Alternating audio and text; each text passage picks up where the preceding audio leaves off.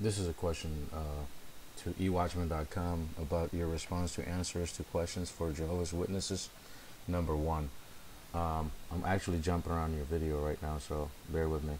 Um, you said what makes us us is our memory. Okay. Um, and then I'm going to go ahead. Uh, could you please define that some more? This is so cruel And because it robs a person of their identity. The bear resurrection. with me. What says he has a name for every star? And just like you or I would downloading the DNA of that original person so that they Okay, and then you said that Jehovah will remember everyone. He will keep you in his memory. Um, could you please show me where that is in Scripture, where God will keep you in his memory? Is he remembering the person that was here, that was living? Or what I'm trying to do is, in comparison to Jeremiah, when he told Jeremiah, I knew you before I formed you. He knew him before he made him. I want you to compare that into what you're saying, that Jehovah will remember us. Is it based on how our character was based on our memory here on ground? Is that what he's going to remember, our character here? So he can store it and redo it after our resurrection? In comparison to what he told Jeremiah, that I have known you before I formed you. Second question. look similar to the now Jesus brought four people back from the dead when he was on the earth, but it's true they weren't totally dissolved into nothingness.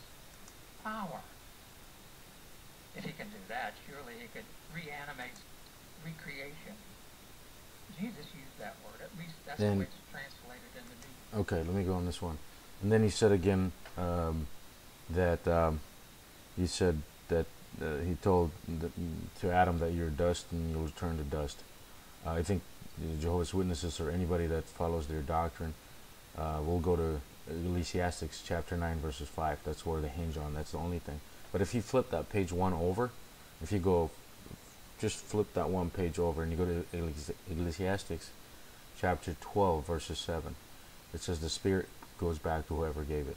So if God has possession of your spirit and it goes back to where he gave it, remember the spirit he gave you to come alive in Genesis 1, if that goes back to inventory to God, how does that relate to just memory?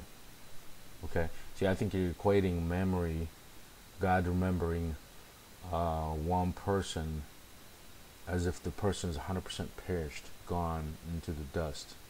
So that then God only relies on his memory.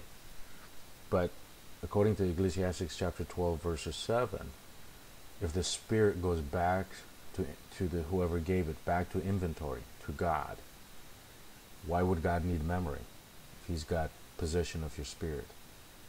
Okay, could you please elaborate on this real quick? And then again, like I said on the first one, show me a scripture where God relies on his memory. And second, could you please compare that to what he told Jeremiah, I've known you before I formed you. Okay, and elaborate in regards, if God is all-knowing, why would he need memory? Get it? Memory is something that you keep storing as you go along. So I don't know how that relates to the nature of God.